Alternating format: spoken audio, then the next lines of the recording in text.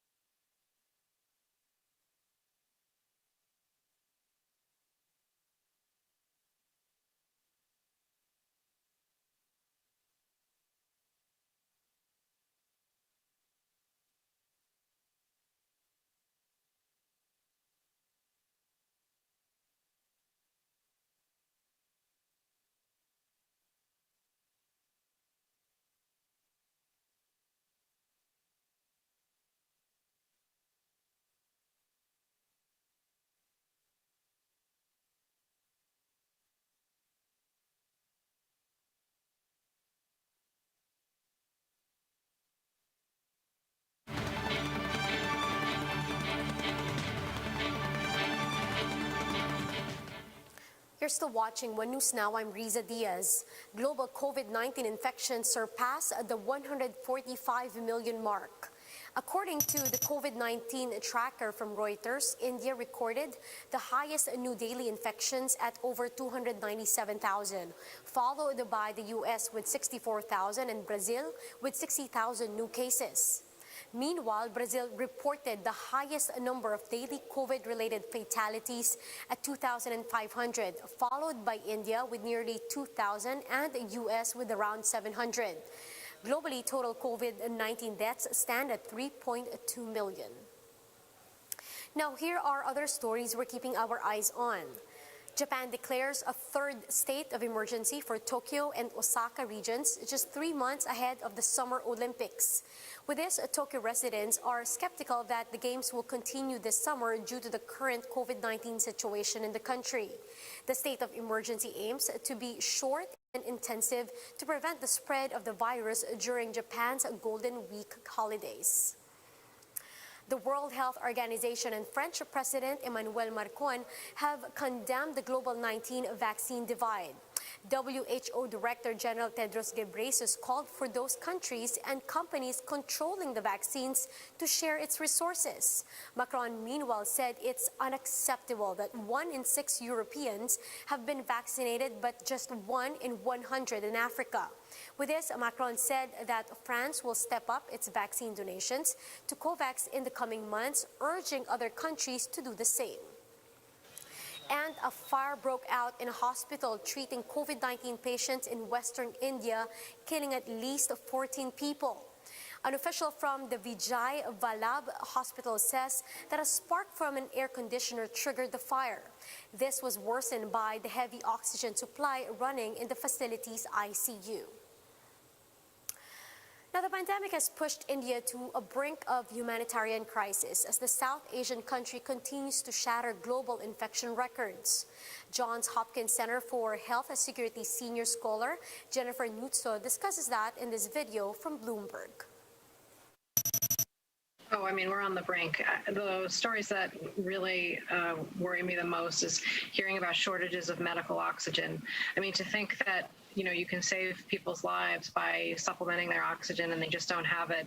Oxygen, something that's easy to make, that is really, I think, a severe tragedy. How close are we to where there will be a call for international developed nation and American responsibility to assist India? Oh, we are there. If the call hasn't already been sounded, let's sound it now, because there is clearly a deep, deep struggle there, and they need help. And, you know, the United States is not going to be back to normal, fully safe, until we help countries end these very concerning surges of these cases. Based on the surges that we have seen, how much has the end of the pandemic been pushed out? Well, I mean, it's really hard to say. I mean, we still have parts of the globe that haven't gone through this yet, and you don't want any country to go through this where you see a massive surge of cases. But any country that has not yet had a surge of cases and is not actively vaccinating its population remains at risk to exactly this scenario. I think earlier there were countries that maybe breathed a sigh of relief that somehow assumed that they escaped the worst of this pandemic, but we're seeing quite clearly that that's very much not the case, that many parts of the world still remain deeply at risk. So I worry about these headlines continuing for a year or more unless international partners get together and help share some of the vaccines that are there. We need to absolutely make more vaccines. There's clearly a shortage of medical supplies that needs to be addressed. So a lot of work that the globe can do to help countries and to, try to lessen some of these hideous tolls that the pandemic's already had. There is so much pressure to take some of the supply here and allocate it to the rest of the world where it's needed most right now. How do you make a decision like that when some parts of your country have decided they don't want this vaccine? Sure. Well, it is a tough decision, and every elected official, their first responsibility is to the people who elected him or her.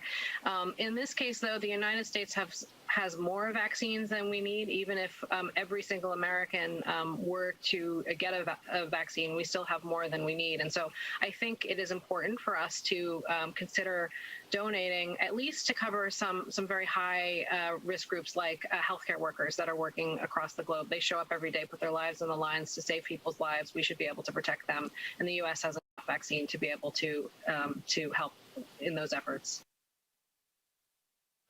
Now, for more updates, visit News 5, the Philippine Star, and Business World Online. Visit our website, onenews.ph, for more in-depth analysis. You can also catch One News on Signal Play app.